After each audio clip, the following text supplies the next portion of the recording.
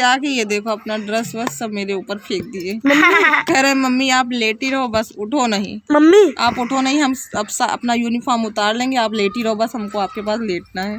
आज के पेपर सारा कुछ कर लिए। सारा कुछ किए हो? बहुत सरल था। सरल था? आप इतना पढ़ाई करते हो तो आपके लिए तो पेपर सरल रहेगा। मम्मी हमें लगा कि हम नीचे चटाई में बैठे हैं। तो टाइम नहीं हो, खाट पड़ी है खाट। अभी यहाँ पर चील घूम रहा था, कहीं चला गया। हाँ। अभी यहाँ पर था एक बड़ा सा चील, उड़ गया शायद, उधर साइड चला गया। हेलो फ्रेंड्स, राधे राधे सभी को। कैसे हैं सब? आई होप सब अच्छे होंगे, सभी स्वस्थ होंगे। अभी ब्लॉग तो शुरू हो गया था लेकिन आप सबका मैं अभिवादन नहीं कर पाई थी, स्वागत नहीं कर पाई थी, तो इसीलिए आप सबका स्वागत कर रही हूँ। भाई अगर किसी को अपने घर में बुलाते हो तो बिना स्वागत सत्कार के फिर वो अतिथि सम्मान जो होता है वो अधूरा रहता है। तो यहाँ पर अभी कपड़े फोल्ड किए जा रहे हैं। जितने भी ऊनी कपड़े होते हैं ना, मैं इसी बैग में भरती जाती हूँ, क्योंकि बहुत सारे कपड़े जब मेरी आंखों के सामने रहते हैं ना तो सच में मेरी आंखों में वो चुभते रहते हैं। और आज से सम्राट विराट का पेपर ख़त्म हो गया, एग्ज़ाम ख़त्म हो गया ना, तो बहुत ज़्यादा खुश है। ये देखो पेपर ख़त्म होने की ऐसी ही खुशी होती है। मुझे भी खूब याद है जब पेपर टाइम चलता था तो ऐसा लगता था कि कब पेपर ख़त्म होंगे, कब हम अच्छी वाली नींद लेंगे, क्योंकि विद्या अर्जित करना भी किसी साधना से कम नहीं है। और देखा जाए तो विद्यार्थी का जीवन भी एक साधु जैसा ही होता है। तो हमारे घर के जो दोनों विद्यार्थी हैं ना, वो दोनों अलग अलग कमरे में खाना खा रहे हैं। सामने विराट को थोड़ा थोड़ा दिख रहे होंगे, आगे वाले रूम में सम्राट खा रहे हैं। और ये सुबह आई, सुबह अकेले मस्ती करने में लगी है, पूछ रही थी कि दद्दू कहाँ गए। दरअसल दोनों जगह की लाइटें ऑफ है ना, तो इसको दिखाई नहीं पड़ रहा था कि दद्दा कहाँ है, तो ये अपना अकेले खेलने में लगी है। तो ये मैंने आटा वाली टंकी साफ़ की है, इसको धूप में रख दे, थोड़ा सा उल्टा करके रखेंगे ना तो पूरा पानी निकल जाएगा और जल्दी सूख भी जाएगा। मुझे आटा भरना है, आटा बोरी में रखा है ना तो टेंशन रहती है, बोरी काट डालते हैं चूहे। तो ये हमारे पीछे पीछे यहाँ भी आ गई हैं, हमसे बोल रही हैं मम्मा आप यहाँ पर बैठो, मुझे झाड़ू लगाना है पूरे में। और अभी विद्यार्थी की बात चल रही थी ना, तो मुझे एक चीज़ बहुत तेज़ी से याद आ रही थी, लेकिन बीच में बात कट गई थी। एक श्लोक था जो काफ़ी टाइम पहले मैंने पढ़ा था, मुझे पता नहीं कि किस लेखक ने इसको लिखा था, लेकिन वो बहुत अच्छा श्लोक था। शायद आपने भी पढ़ा हो, काकचेष्टा वको ध्यानम स्वान निद्रा तथैवच अल्पाहारी गृह त्यागी विद्यार्थी पंचलक्षणम। अभी ये श्लोक संस्कृत में है, लेकिन जो लोग संस्कृत पढ़ते वो तो समझ गए होंगे। काकचेष्टा यानी कौवे जैसा प्रयास, वको ध्यानम बकुले जैसा ध्यान, स्वान निद्रा कुत्ते जैसी नींद, अल्पाहारी यानी अपने भूख से थोड़ा सा कम खाना खाना, गृह त्यागी यानी घर की जो सुख सुविधाएं हैं उनसे खुद को दूर रखना, ये विद्यार्थी के 5 मुख्य लक्षण हैं। अच्छा, ये 2 चीज़ें अगर छोड़ दी जाए ना, तो जो 3 चीज़ें ऊपर दी गई हैं ना, काकचेष्टा वको ध्यानम स्वान निद्रा, ये 3 चीज़ें तो मुझे लगता है कि आज के दौर में हर इंसान के ऊपर फिट बैठती हैं। अपने लक्ष्य के लिए निरंतर ऐसा ही प्रयास होना चाहिए। और इसी संदर्भ में एक वाक्य मुझे याद आया है स्वामी विवेकानंद का। उन्होंने बहुत ही अच्छा वाक्य बोला था, उत्तिष्ठ जागृता प्राप्य वरानि बोधता, यानी उठो जागो और अपने लक्ष्य को प्राप्त करो। ये जो संस्कृत के श्लोक है ना, इनके जब आप अर्थ निकालते हो ना, तो मतलब अंदर से एक ऐसी स्फूर्ति आती है, ऐसी फुर्ती आती है ना कि मतलब आले से तो कहीं दूर दूर तक पता नहीं चलता कहाँ चला गया है। तो अभी यहाँ पर बनने जा रहा है पेठा। सबको समझ में आ गया होगा क्योंकि सफ़ेद वाला कद्दू ले आए थे। तो कद्दू क्या होता है ना कि महिलाएं हमारे यहाँ नहीं काटती हैं, तो सम्राट से मैंने चीरा लगवा लिया था और उसके बाद फिर मैंने ही काटा था, क्योंकि ये बहुत टाइट होता है ना। तो फिर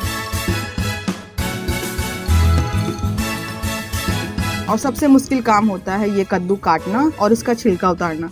अगर आपने ये कर लिया ना तो समझ लो आपने आधा काम कर लिया पेठा बनाने का, वो भी मुश्किल वाला।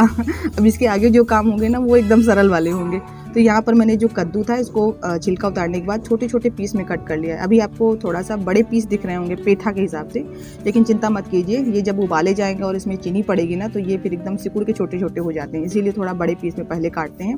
तो यहाँ पर ये फोक वाले जो चम्मच है इनसे छोटे छोटे होल कर लिया पूरे। हम और दीदी दोनों लोग मिलकर कर रहे हैं ना, तो थोड़ा सा जल्दी हो गया है।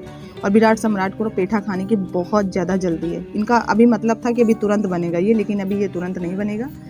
तो इसमें होल करने के बाद इसको मैं पानी में डालती जा रही हूँ। एक भगोने में पानी भर के रखा है। पहले सम्राट से मंगाया था तो वो छोटे से भगोने में पानी लेके आए थे, तो मैंने बड़े भगोने में पानी भर के रखा था। नॉर्मल पानी है, उसमें बराबर डालते जा रहे थे। और उसमें अभी मुझे चूना मिलाना है, लेकिन उसके लिए अभी टाइम नहीं है। संध्या का टाइम हो रहा है, पहले दिया जला लें। मतलब सारी चीज़ें इधर उधर हो सकती है, लेकिन जैसे ही दिया जलाने का टाइम होता है ना सांझ वाला, उस समय मैं सारे काम छोड़कर पहले भगवान जी को दिया जलाती हूँ। और आप में से कुछ लोगों का कहना है कि आपने भगवान को ऐसे खुले में क्यों रखा है, यानी यहाँ जो तुलसी जी के पास में मैंने 2-3 तस्वीरें रखी हैं भगवान जी की। तो भगवान मेरे अंदर भी बैठे हुए हैं किचन में, अभी आपको दिखाते हैं। वो तो मैं हमेशा क्या करती हूँ ना कि तुलसी पूजा थोड़ा सा बैठ कर करती हूँ, तो मुझे लगता है कि जब बैठ के पूजा कर रहे हैं तो दो एक तस्वीरें भगवान की भी रख लेते हैं, इनकी भी साथ में पूजा हो जाएगी, क्योंकि खड़े खड़े पूजा करने में मेरा मन नहीं लगता है। और यहाँ पर जो भगवान रखे हैं ये थोड़ा सा ऊपर मैंने रखा है। अभी जल्दी में ही पूरा मन बना लिए थे मंदिर लेने के लिए, लेकिन कुछ एक कारणों की वजह से फिर मंदिर नहीं ले पाए हैं। बहुत जल्दी भगवान के लिए कुछ करने वाले हूँ, हालांकि वो तो परमपिता परमेश्वर हैं, वो सबके लिए खुद ही करते हैं और फिर उनकी इच्छा के बिना आप कुछ नहीं कर सकते हो। बहुत आप प्रयास कर रहे हो किसी चीज़ के लिए, लेकिन जब तक उनका इशारा नहीं होगा।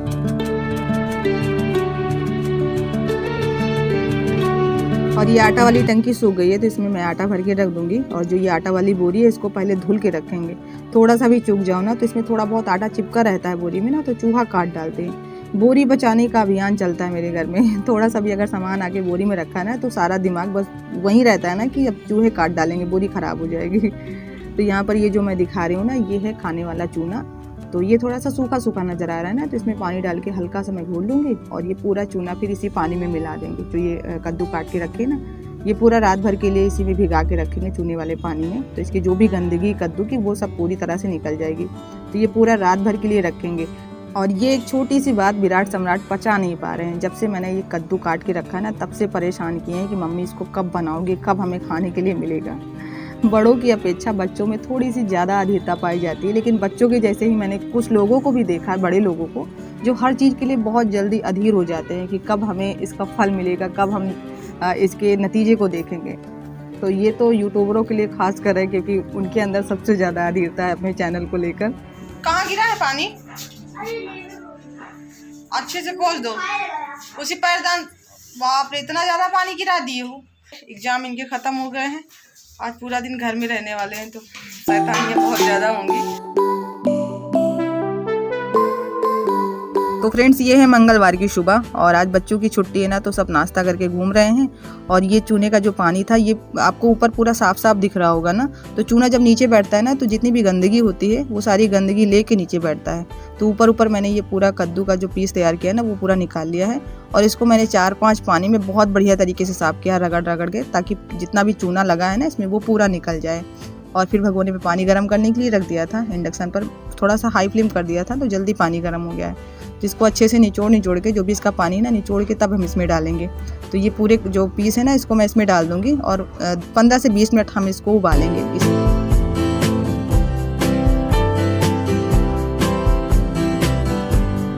और यहाँ पर अभी विराट के पापा खाना खा रहे हैं।